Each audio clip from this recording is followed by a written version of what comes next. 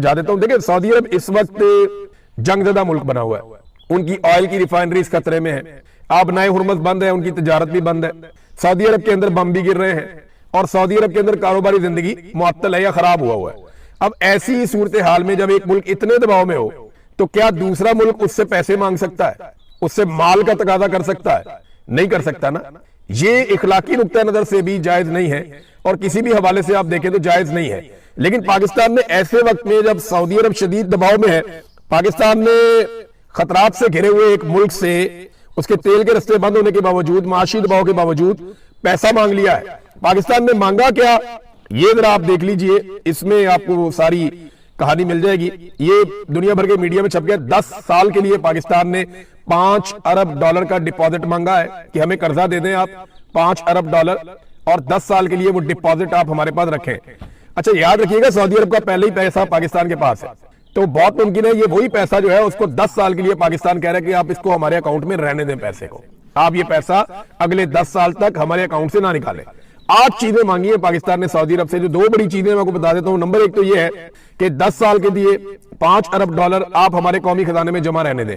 Number 1, ये को पैसा हमें वो दे नहीं देंगे लेकिन हमारे कौमी खजाने में जमा रहेगा। नंबर 2, $5 अरब की तेल की सहूलत हमें दी जाए, यानी मेरे उधार तेल देता है सऊदी अरब, उसकी मिकदार जो है वो $5 अरब तक कर दे। पहले मेरे ख्याल में $1.2 अरब थी, किसी दौर में ये $2 अरब भी थी, लेकिन अब पाकिस्तान ने डिमांड किया कि $5 अरब का तेल, तो ये $10 अरब की पाकिस्तान ने सहूलत मांगी है और ये उधार है, ये वो पैसा नहीं है जो सऊदी अरब देगा और पाकिस्तान का हो जाएगा। ये एक उधार पैसा है जो पाकिस्तान मांग रहा है। देखिए पाकिस्तान ने करना क्या है, क्या लड़ाई में वाकई उतर जाना है? पूरे पाकिस्तान में लोग एक ही सवाल पूछ रहे हैं ना, पाकिस्तान के पास रास्ता ही कोई नहीं है। आप गौर करें ना, पाकिस्तान एक ऐसे दोराहे पे खड़ा है जहां एक तरफ आर्जी फायदे हैं और एक तरफ मुस्तकिल खतरात है। यानी आर्जी फायदा आप ये उठा सकते हैं कि थोड़ा पैसा ले लें, अपनी इकोनॉमी को स्टेबल कर दें, सऊदी अरब के साथ खड़े हो जाएं, और मुस्तकिल खतरात ये है कि फिर आपका एक पूरा बॉर्डर और वल्नरेबल हो जाएगा। आपने इंडिया के बॉर्डर के साथ कभी नॉर्मलाइजेशन नहीं होने दी, ना इंडिया ने होने दी। अब अफगानिस्तान के साथ भी आपका वही पंगा है, रोजाना लड़ाई हो रही है। अब ईरान के साथ भी अगर आप ये करेंगे तो पाकिस्तान का कोई एक बॉर्डर भी महफूज नहीं रहेगा। सिर्फ चाइना का छोटा सा बॉर्डर है और वो महफूज होने की वजह ये है कि हमने उनके पैसे देने, अगर हमने उनके पैसे ना देने हो, वो भी एक दिन आएगा चाइना कहेगा गवादर हमारे हवाले करो भाई, जो पैसा तुमने लिया हुआ है, इतनी बड़ी अमाउंट आपने $60 अरब के आप चाइना से कर्जे ले रहे थे डेवलपमेंट के नाम पे, अब वो पैसा वापस तो करना है। अगर आप पैसा वापस नहीं करेंगे तो क्या देंगे उन्हें? वो मुझे पता है कि क्या आपको देना पड़ेगा। गवादर जाके देखें चाइना ने कैसा बना दिया और उसको किस तरीके से उन्होंने डिजाइन किया है। एक तरफ तो आर्जी फायदे हैं मैंने आपको बताया, और एक तरफ मुस्तकिल खतरात है। एक तरफ अमीर तरीन सऊदी अरब है और दूसरी तरफ मुसीबतों से घिरा हुआ सुपर पावर से जंग लड़ता हुआ ईरान है। तारीख ना अपने आप को दोहरा रही है। हम 50 साल पीछे चले जाए ना तो हमारे पास एक डिक्टेटर था ज़िया उल हक, उसने जो पाकिस्तान के साथ किया और जो हालात उस वक्त थे लगभग वही हालात पाकिस्तान के वापस पैदा हो चुके हैं। अमेरिका और अमेरिका के इत्तेहादियों के साथ मिलकर अरब ममालिक की मदद से अफगानिस्तान में पाकिस्तान ने जहाद की बुनियाद रखी थी। आपको याद है तब भी अमेरिका था, अमेरिका के इत्तेहादी थे और अरब ममालिक थे, और अफगानिस्तान का बैटल ग्राउंड था जहां पे पाकिस्तान ने कहा कि ये जहाद है। उस लड़ाई में पाक फौज, तालिबान, अरब और अमरीकियों ने एक साथ मिलकर शाना बशाना ये लड़ाई लड़ी थी, और बाद में उन्हीं तालिबान ने जिनको तैयार किया गया अफगानिस्तान के तमाम धड़ों को शिकस्त देकर इक्तदार पर कंट्रोल हासिल कर लिया था। आज एक मरतबा फिर पाकिस्तान वही खड़ा है। आज ईरान में रजीम चेंज करना मकसद है और उसके लिए एक बार फिर अरब ममालिक, पाकिस्तान, अमेरिका, इसराइल, उनके इत्तेहादी, वो सारे फिर उसी मुकाम पे दोबारा से खड़े हैं। तब भी बहुत सारे जर्नैल और सियासतदान अमीर हो गए थे, आज भी इम्कान है कि बहुत सारे जर्नैल और सियासतदान अमीर हो जाएंगे। तब भी पाकिस्तान में गैर आईनी हुक्मरान थे और उनको और उनके इकदाम को तहफ़्फ़ुज़ मिल गया था। ज़िया उल हक था ना, ज़िया उल हक को और उसके इकदाम को तहफ़्फ़ुज़ मिल गया था इस वफादारी के बदले में। आज भी पाकिस्तान में गैर आईनी हुकूमत है, एक डिक्टेटरशिप है, आसिम मुनीर साहब कंट्रोल करते हैं, तो इनको भी तहफ़्फ़ुज़ मिल सकता है, वही मामला आज भी है। तब भी पाकिस्तान ने अपनी एक लंबी सरहद हमेशा के लिए कुर्बान कर दी थी और एक मुस्तकिल खतरा ले लिया था, और आज भी पाकिस्तान की एक और सरहद गैर महफूज होने की तरफ जा रही है और यही खतरा बदस्तूर मौजूद है। तो पाकिस्तान को बड़े होश के साथ फैसला करना पड़ेगा, लेकिन फैसला तो हो चुका, पार्लियामेंट में डिस्कस ही नहीं किया। यानी जब पाकिस्तान सऊदी अरब के साथ दिफाई मुआहिदा करने जा रहा था तो पार्लियामेंट में पाकिस्तान ने डिस्कस नहीं किया। पार्लियामेंट में डिस्कस करते तो यह शर्त रखी जाती کہ اگر سعودی عرب کسی ہمارے دوست ہمسایہ مسلمان برادر اسلامی ملک سے لڑے گا تو ہم اس لڑائی کا حصہ نہیں بنیں گے. اگر کسی دشمن سے لڑے گا تو لڑائی کا حصہ بنے گا. کو کنڈیشن رکھی جا سکتی تھی نا, لیکن کنڈیشن رکھی نہیں گئی. یہ کہا گیا کہ سعودی عرب پر حملہ, پاکستان پر حملہ, اور پاکستان پر حملہ کیا سعودی عرب پر حملہ ہوگا یا نہیں ہوگا, اس سوال کا جواب ابھی تک ہمارے پاس نہیں ہے. ہاں لیکن ایک بات ہے, اب اس کو نا ہمارے مولوی, یہ جو درباری مولوی ہیں پاکستان کے اندر بے شمار, یہ اس کو مکہ اور مدینہ کی حفاظت قرار دیں گے. وہ کہیں گے جناب کہ ہم تو حرم کی حفاظت کے لیے جا رہے ہیں, ایک ہوں مسلم حرم کی پاسبانی کے لیے, نیل کے ساحل سے لے کر تا بقا کے کاشغر.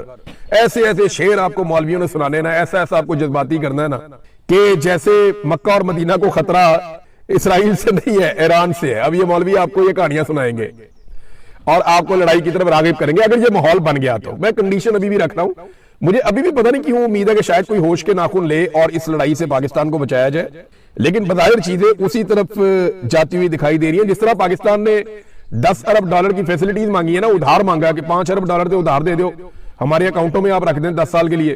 کچھ اور چیزیں بھی مانگی ہیں, IMF کے والے سے بھی مدد مانگی ہے, اور ساتھ میں $5 ارب کا ادھار تیل بھی آپ ہمیں دے دیں, فیسلیٹیٹ کر دیں. جس طرح پاکستان نے مانگا ہے, اس سے تو یہ لگتا ہے کہ پاکستان ایک سودے بازی کر رہا ہے.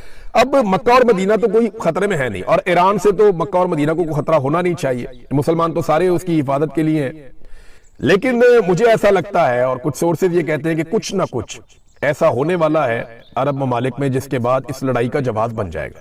یہ میں آپ کو پھر بتا دیتا ہوں کہ آنے والے دنوں میں کچھ نہ کچھ ایسا ہوگا عرب ممالک میں جس کے بعد لڑائی کا جواز پیدا کر دیا جائے گا یا لڑائی کا جواز بن جائے گا. پاکستان کی پالیسی جو ہے نا وہ بڑی پرو اسرائیل ہے. میں یہ دیکھ رہا ہوں کہ پاکستان وہ ساری چیزیں کر رہا ہے جس سے اسرائیل کو فائدہ ہو رہا ہے. بورڈ آف پیس کے اندر جانا, امریکہ کو درخواست کرنا کہ ہم اپنی فوج بھیجنا چاہتے ہیں غزہ میں, پھر سعودی عرب کے ساتھ ایک دفاعی اتحاد میں جانا, پھر اسرائیل اور امریکہ کی مذمت نام لیے بغیر کرنا, ان کا یعنی نام بھی نہ لینا, ان کی مذمت بھی نہ کرنا, پھر ایران کی مذمت کرنا کہ وہ امریکی اڈوں پہ اٹیک کیوں کر رہا ہے. یہ ساری چیزیں نا اسرائیل کو بہت فائدہ دے رہی ہے, اور اگر پاکستان اس لڑائی میں اتر جائے گا تو اسرائیل اور پاکستان جب شانہ بشانہ لڑیں گے تو ایران کے لیے بہت مشکل ہو سکتا ہے. بڑی خبر یہ ہے کہ بلوچستان میں جو زیارت کے شہداء ہیں جنہیں سڑکوں پہ رکھا ہوا تھا گزشتہ ایک ہفتے سے زائد ہو گئے, اب وہاں پہ حکومت اور لواحقین کے بیچ میں معاہدہ طے پا گیا. یہ دھرنا چل رہا تھا, ہزاروں لوگ یہاں پہ موجود تھے, اور 8-9 دن گزرنے کے بعد بالآخر حکومت کو ہوش آئی اور انہوں نے مطالبات تسلیم کیے مظاہرین کے. جو چیزیں طے ہو گئی ہیں وہ میں آپ کے سامنے رکھ لیتا ہوں.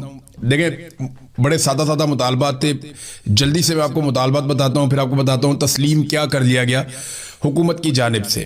نمبر 1, زیارت واقعے کی تحقیقات کے لیے بلوچستان ہائی کورٹ کے 2 ججوں پر مشتمل ایک با اختیار عدالتی کمیشن قائم کیا جائے. پہلا مطالبہ یہ تھا, اور یہ کمیشن سانحہ زیارت کے تمام پہلوؤں کے بارے میں شفاف طریقے سے تحقیقات کرے, اور کمیشن جس کو بھی ذمہ دار ٹھہرائے ان کے خلاف بلا امتیاز کارروائی بھی کی جائے. تو بڑا واضح طریقے سے انہوں نے پہلا مطالبہ رکھا تھا. دوسرا مطالبہ تھا کہ لیوز فورس بحال کی جائے, کیونکہ ان کے بقول جب سے لیوز فورس کو پولیس میں ضم کیا گیا ہے اس وقت سے امن و امان کی صورتحال خراب ہو گئی. پھر ایک مطالبہ کیا گیا کوئٹہ میں, ہرنائی میں, زیارت میں, دکی میں, پشین, قلعہ عبداللہ, قلعہ سیف اللہ سمیت ان سے جڑے ہوئے تمام علاقوں سے مسلح جتھوں کا مکمل صفایا کیا جائے. پھر آخری مطالبہ تھا کہ FCC کو شہروں سے ہٹایا جائے, اور اگر امن و امان کے قیام کے لیے ان کی ضرورت ہو تو ہر ضلع کے ڈپٹی کمشنر کے حکم کے تحت مقررہ مدت کے لیے کسی علاقے میں ان کی تعیناتی کی جائے. بڑا مسئلہ یہی ہے کہ جو FCC ہے یا فوج ہے وہ جب شہروں کے اندر آتی ہے تو شہریوں کو پرابلم شروع ہو جاتے ہیں. وجہ یہ ہے کہ فوج کبھی بھی سویلین سے ڈیل کرنے کے لیے ٹرینڈ ہی نہیں ہوتی. میں کوئی فوج کی برائی نہیں کر رہا, میں آپ کو ایک کامن چیز بتا رہا ہوں. آپ یہاں برطانیہ کے اندر ان کی فوج نکال کے آپ شہروں میں لے آئیں گے تو تھوڑے دنوں کے بعد لوگوں کی فوج کے ساتھ لڑائی ہو جائے گی. آپ یہ کام امریکہ میں کریں گے وہاں پہ بھی لڑائی ہو جائے گی.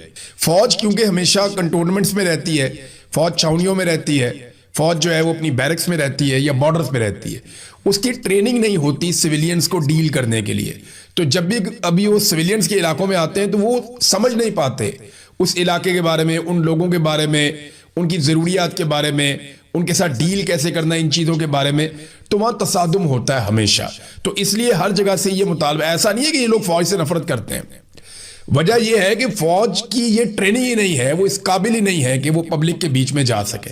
तो पब्लिक डीलिंग उनका करने का काम नहीं है। इसीलिए तो कायदे आज़म ने भी कहा था कि आप सिर्फ नौकरी करेंगे और पॉलिसी नहीं बनाएंगे, पॉलिसी जो है वो सियासतदान बनाएंगे। बहरहाल जो मुआहदा हो गया उनमें जो चीज़ें तय पा गई हैं वो मैं आपके सामने अभी रख देता हूं। नंबर एक तो फौरी तौर पे जो जिस चौक के अंदर ये एहतजाज हो रहा था, जिस फाटक के पास, ये कोयला फाटक था, इसका नाम अब तब्दील कर दिया गया है और इसका नाम शोहदा ज़ियारत के नाम से मंसूब कर दिया गया और फौरी तौर पे इसका नोटिफिकेशन जारी कर दिया गया है। सानिया ज़ियारत की तहकीकात के लिए जुडिशल कमीशन तश्कील देने पर भी इत्तफाक कर लिया गया है और वज़ीर आला बलूचिस्तान की सरबराही में एक अमन व अमान की सूरत हाल पर अपोजिशन जमातों और मारे जाने वाले पुलिस एहलकारों के लवाहिकीन का एक मुश्तरका इजलास भी मुनक्कद किया जाएगा। मुआहदे के मुताबिक बलूचिस्तान के शहरी इलाकों में पुलिस फोर्स की इस्तेदाद, अफरादी कुव्वत और उनकी सलाहियतों में इजाफा किया जाएगा, उन्हें फैसिलिटेट किया जाएगा। देखिए, जब पुलिस को फैसिलिटेट करेंगे, आप पुलिस ताकतवर होगी तो फिर आप एफसी को वहां से निकालेंगे और उन्हें आप बॉर्डर पे ले जाएंगे जहां उनका काम है। लिहाजा जरूरी यह है कि पुलिस को आप मजबूत करें। यही काम खैबर पख्तूनख्वा में भी कहा जा रहा था लोगों की जानिब से, इवन पुलिस की जानिब से भी। फिर यह भी कहा गया कि जो लोग शहीद हुए हैं इन पुलिस एहलकारों को पॉलिसी के तहत शहीद करार दिया जाए, लवाहिकीन की कफालत की जाए, बच्चों की तालीम और मुआवजा जो है पॉलिसी के मुताबिक वो फराहम किया जाए और जो भी इनके ड्यूज बनते हैं वो इन्हें फौरी तौर पे जारी किए जाए। ये बहुत ज़रूरी है कि ये सब किया जाए क्योंकि बाज़ औक़ात जो पिसे हुए तबकात हैं या गरीब पुलिस वाले हैं उनके साथ वैसा सलूक नहीं होता जो दूसरे शोहदा के साथ होता है। तो ये भी उनका एक मुतालबा था, ये फौरी तौर पे पूरा होना चाहिए। तो नाज़रीन, ओवरऑल हुकूमत ने अब मुतालबा तस्लीम कर लिए। ये पहले दिन कर लेते तो इतने दिनों तक शोहदा की लाशें सड़कों पर तो ना पड़ी रहती। बहरहाल देर आए दुरुस्त आए, हुकूमत ने मुतालबा तस्लीम कर लिए। पहले ये ढिठाई पे उतरे हुए थे कि जी हम बात नहीं मानेंगे, हम इसका जुडिशल कमीशन नहीं बनाएंगे, हम इसके ऊपर कोई इंक्वायरी नहीं करवाएंगे, हम जो है वो शोहदा का जो उनका इज्जत और उनकी जो तकरीम है वो उनको नहीं देंगे, लवाहिकीन की बात भी नहीं सुनेंगे। लेकिन वो लोग डट गए। हुकूमत को लगता था 2 दिन 4 दिन 5 दिन में ये लोग चले जाएंगे, लेकिन जब दिन काफी बढ़ गए तो फिर हुकूमत को सरेंडर करना पड़ा शोहदा के लवाहिकीन और धरना देने वाले लोगों के सामने। तो अब जो शोहदा है उनकी तदफीन होगी। लेकिन अफसोसनाक सूरत हाल ये है कि बलूचिस्तान में इस वक्त भी जबरी गुमशुदगियों का सिलसिला जारी है। चंद सहाफ़ी जो हैं वो भी गायब हो गए हैं। चंद नौजवान, यानी रोजाना 2-3 खबरें आती हैं कि नौजवान बलूचिस्तान से लापता कर दिए जाते हैं। और ये जो जबरी गुमशुदगियां हैं इनका सिलसिला पहले भी जारी था लेकिन अब बहुत तेज कर दिया गया है। अहमद फरहाद साहब जिन्हें आज़ाद कश्मीर में गिरफ्तार किया गया था, उनके बारे में कुछ समझ नहीं आती, तो इतलात आती रहती हैं। हुकूमत ने किस चक्कर में उन्हें जेल में रखा हुआ ये भी पता नहीं चलता, क्यों उन्हें गिरफ्तार रखा हुआ ये भी पता नहीं चलता, कौन सा ऐसा उन्होंने जुर्म कर दिया सवाए इसके कि वो अपने लोगों के हक के लिए बात करते हैं आइन और कानून के दायरे में रहते हुए। तो अहमद फरहाद साहब की सेहत काफी खराब हुई है, इसके बारे में कुछ सहाफ़ी मुझे बता रहे थे और वो ये कह रहे थे कि उनकी तबीयत काफी खराब है, उनको रिहाई मिलनी चाहिए ताकि वो अपना इलाज करवा सके। लेकिन दबाव उन पे यही है कि आप एक वीडियो बना दें और घर चले जाएं। बहरहाल अहमद फरहाद साहब ने अभी तक कोई वीडियो नहीं बनाई। मेरे ख्याल में वीडियो बना के जान छुड़वाएं, बाहर निकल के अपना इलाज करवाएं और उसके बाद जो है फिर आप अपना मौक़िफ़ दें। सारी दुनिया को पता है कि एक्चुअली आपके साथ क्या हो रहा है। आप अगर वीडियो बना भी देंगे ना, कोई अगर अहमद फरहाद साहब वीडियो बना देंगे या कोई वीडियो बना देंगे वो जो शौकत नवाज मीर साहब हैं, इससे कोई फर्क नहीं पड़ेगा। लोगों को पता है जबरदस्ती बनवाई है, पकड़ के बनवाई है। इंसान लोहे का तो नहीं बना हुआ होता, इंसान कोई बहुत मजबूत कोई स्टील का बना हुआ तो नहीं होता। आप मुझे दे दें कोई भी एक जर्नैल और दें मुझे 1 हफ्ते के लिए, मैं वीडियो रिकॉर्ड करवा दूंगा उससे, जो वीडियो आप कहेंगे मैं रिकॉर्ड करवा दूंगा। यहां तो लोग 4-4 5-5 महीने गायब कर दिए जाते हैं ना, तो आप दें कोई बंदा उसे वीडियो रिकॉर्ड कर देगा। इंसान को आप मारते रहे, एक वक्त आता है आप उसकी फैमिली को भी मुजाहिरीन के जो चीजें तय हो गई हैं वो मैं आपके सामने रख लेता हूं। देखें, बड़े सादा मुतालबात थे, जल्दी से मैं आपको मुतालबात बताता हूं, फिर आपको बताता हूं तस्लीम क्या कर लिया गया हुकूमत की जानिब से। नंबर 1, ज़ियारत वाक़े की तहकीकात के लिए बलूचिस्तान हाई कोर्ट के 2 जजों पर मुश्तमिल एक बाइख्तियार अदालती कमीशन कायम किया जाए। पहला मुतालबा ये था और ये कमीशन सानिया ज़ियारत के तमाम पहलुओं के बारे में शफाफ तरीके से तहकीकात करे और कमीशन जिसको भी जिम्मेदार ठहराए उनके खिलाफ बिला इम्तियाज कार्रवाई भी की जाए। तो बड़ा वाज़ेह तरीके से उन्होंने पहला मुतालबा रखा था। दूसरा मुतालबा था कि लेविस फोर्स बहाल की जाए, क्योंकि इनके बकौल जब से लेविस फोर्स को पुलिस में जम किया गया है उस वक्त से अमन व अमान की सूरत हाल खराब हो गई। फिर एक मुतालबा किया गया कोयटा में, हरनाई में, ज़ियारत में دکی میں پشین، قلعہ عبداللہ، قلعہ سیف اللہ سمیت ان سے جڑے ہوئے تمام علاقوں سے مسلح جتھوں کا مکمل صفایا کیا جائے۔ پھر آخری مطالبہ تھا کہ ایف سی کو شہروں سے ہٹایا جائے اور اگر امن و امان کے قیام کے لیے ان کی ضرورت ہو تو ہر ضلع کے ڈپٹی کمشنر کے حکم کے تحت مقررہ مدت کے لیے کسی علاقے میں ان کی تعیناتی کی جائے۔ بڑا مسئلہ یہی ہے کہ جو ایف سی ہے یا فوج ہے وہ جب شہروں کے اندر آتی ہے تو شہریوں کو پرابلم شروع ہو جاتے ہیں۔ وجہ یہ ہے کہ فوج کبھی بھی سویلین سے ڈیل کرنے کے لیے ٹرینڈ ہی نہیں ہوتی۔ میں کوئی فوج کی برائی نہیں کر رہا، میں آپ کو ایک کامن چیز بتا رہا ہوں۔ اب یہاں برطانیہ کے اندر ان کی فوج نکال کے آپ شہروں میں لے آئیں گے تو تھوڑے دنوں کے بعد لوگوں کی فوج کے ساتھ لڑائی ہو جائے گی۔ آپ یہ کام امریکہ میں کریں گے وہاں پہ بھی لڑائی ہو جائے گی۔ فوج کیونکہ ہمیشہ کنٹونمنٹس میں رہتی ہے، فوج چھاؤنیوں میں رہتی ہے، فوج جو ہے وہ اپنی بیرکس میں رہتی ہے یا بارڈرز پہ رہتی ہے، اس کی ٹریننگ نہیں ہوتی سویلینز کو ڈیل کرنے کے لیے۔ تو جب بھی ابھی وہ سویلینز کے علاقوں میں آتے ہیں تو وہ سمجھ نہیں پاتے اس علاقے کے بارے میں، ان لوگوں کے بارے میں، ان کی ضروریات کے بارے میں، ان کے ساتھ ڈیل کیسے کرنا ہے، ان چیزوں کے بارے میں، تو وہاں تصادم ہوتا ہے ہمیشہ۔ تو اس لیے ہر جگہ سے یہ مطالبہ، ایسا نہیں ہے کہ یہ لوگ فوج سے نفرت کرتے ہیں، وجہ یہ ہے کہ فوج کی یہ ٹریننگ ہی نہیں ہے، وہ اس قابل ہی نہیں ہے کہ وہ پبلک کے بیچ میں جا سکے۔ تو پبلک ڈیلنگ ان کا کرنے کا کام نہیں ہے، اسی لیے تو قائد اعظم نے بھی کہا تھا کہ آپ صرف نوکری کریں گے اور پالیسی نہیں بنائیں گے، پالیسی جو ہے وہ سیاستدان بنائیں گے۔ بہرحال جو معاہدہ ہو گیا ان میں جو چیزیں طے پا گئی ہیں وہ میں آپ کے سامنے ابھی رکھ دیتا ہوں۔ نمبر ایک تو فوری طور پہ جس چوک کے اندر یہ احتجاج ہو رہا تھا، جس پھاٹک کے پاس، یہ کوئلہ پھاٹک تھا، اس کا نام اب تبدیل کر دیا گیا ہے اور اس کا نام شہدائے زیارت کے نام سے منسوب کر دیا گیا اور فوری طور پہ اس کا نوٹیفیکیشن جاری کر دیا گیا ہے۔ سانحہ زیارت کی تحقیقات کے لیے جوڈیشل کمیشن تشکیل دینے پر بھی اتفاق کر لیا گیا ہے اور وزیر اعلیٰ بلوچستان کی سربراہی میں ایک امن و امان کی صورتحال پر اپوزیشن جماعتوں اور مارے جانے والے پولیس اہلکاروں کے لواحقین کا ایک مشترکہ اجلاس بھی منعقد کیا جائے گا۔ معاہدے کے مطابق بلوچستان کے شہری علاقوں میں پولیس فورس کی استعداد، افرادی قوت اور ان کی صلاحیتوں میں اضافہ کیا جائے گا، انہیں فیسیلیٹیٹ کیا جائے گا۔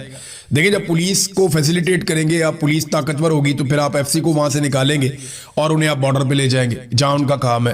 لہذا ضروری یہ ہے کہ پولیس کو آپ مضبوط کریں۔ یہی کام خیبر پختونخوا میں بھی کہا جا رہا تھا لوگوں کی جانب سے، ایون پولیس کی جانب سے بھی۔ پھر یہ بھی کہا گیا کہ جو لوگ شہید ہوئے ہیں ان پولیس اہلکاروں کو پالیسی کے تحت شہید قرار دیا جائے، لواحقین کی کفالت کی جائے، بچوں کی تعلیم اور معاوضہ جو ہے پالیسی کے مطابق وہ فراہم کیا جائے اور جو بھی ان کے ڈیوز بنتے ہیں وہ انہیں فوری طور پہ جاری کیے جائے۔ یہ بہت ضروری ہے کہ یہ سب کیا جائے کیونکہ بعض اوقات جو پسے ہوئے طبقات ہیں یا غریب پولیس والے ہیں ان کے ساتھ ویسا سلوک نہیں ہوتا جو دوسرے شہداء کے ساتھ ہوتا ہے۔ تو یہ بھی ان کا ایک مطالبہ تھا، یہ فوری طور پہ پورا ہونا چاہیے۔ تو ناظرین اوورآل حکومت نے اب مطالبات تسلیم کر لیے۔ یہ پہلے دن کر لیتے تو اتنے دنوں تک شہداء کی لاشیں سڑکوں پر تو نہ پڑی رہتی۔ بہرحال دیر آئے درست آئے، حکومت نے مطالبات تسلیم کر لیے۔ پہلے یہ ڈھٹائی پہ اترے ہوئے تھے کہ جی ہم بات نہیں مانیں گے، ہم اس کا جوڈیشل کمیشن نہیں بنائیں گے، ہم اس کے اوپر کوئی انکوائری نہیں کروائیں گے، ہم جو ہے وہ شہداء کا جو ان کا عزت اور ان کی جو تکریم ہے وہ ان کو نہیں دیں گے، لواحقین کی بات بھی نہیں سنیں گے۔ لیکن وہ لوگ ڈٹ گئے۔ حکومت کو لگتا تھا 2 دن 4 دن 5 دن میں یہ لوگ چلے جائیں گے، لیکن جب دن کافی بڑھ گئے تو پھر حکومت کو سرنڈر کرنا پڑا شہداء کے لواحقین اور دھرنا دینے والے لوگوں کے سامنے۔ تو اب جو شہداء ہیں ان کی تدفین ہوگی، لیکن افسوسناک صورتحال یہ ہے کہ بلوچستان میں اس وقت بھی جبری گمشدگیوں کا سلسلہ جاری ہے۔ چند صحافی جو ہیں وہ بھی غائب ہو گئے ہیں، چند نوجوان، یعنی روزانہ 2-3 خبریں آتی ہیں کہ نوجوان بلوچستان سے لاپتہ کر دیے جاتے ہیں۔ اور یہ جو جبری گمشدگیاں ہیں ان کا سلسلہ پہلے بھی جاری تھا لیکن اب بہت تیز کر دیا گیا ہے۔ احمد فرحات صاحب جنہیں آزاد کشمیر میں گرفتار کیا گیا تھا، ان کے بارے میں کچھ سمجھ نہیں آتی، تو اطلاعات آتی رہتی ہیں حکومت نے کس چکر میں انہیں جیل میں رکھا ہوا یہ بھی پتہ نہیں چلتا، کیوں انہیں گرفتار رکھا ہوا یہ بھی پتہ نہیں چلتا، کون سا ایسا انہوں نے جرم کر دیا سوائے اس کے کہ وہ اپنے لوگوں کے حق کے لیے بات کرتے ہیں آئین اور قانون کے دائرے میں رہتے ہوئے۔ تو احمد فرحات صاحب کی صحت کافی خراب ہوئی ہے، اس کے بارے میں کچھ صحافی مجھے بتا رہے تھے اور وہ یہ کہہ رہے تھے کہ ان کی طبیعت کافی خراب ہے، ان کو رہائی ملنی چاہیے تاکہ وہ اپنا علاج کروا سکیں، لیکن دباؤ ان پہ یہی ہے کہ آپ ایک ویڈیو بنا دیں اور گھر چلے جائیں۔ بہرحال احمد فرحات صاحب نے ابھی تک کوئی ویڈیو نہیں بنائی، میرے خیال میں ویڈیو بنا کے جان چھڑوائیں، باہر نکل کے اپنا علاج کروائیں اور اس کے بعد جو ہے پھر آپ اپنا موقف دیں۔ ساری دنیا کو پتا ہے کہ ایکچولی آپ کے ساتھ کیا ہو رہا ہے۔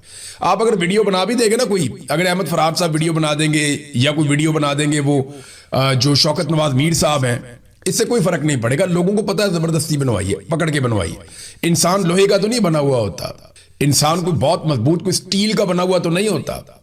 आप मुझे दे दें कोई भी एक जर्नैल और दें मुझे 1 हफ्ते के लिए, मैं वीडियो रिकॉर्ड करवा दूंगा उससे।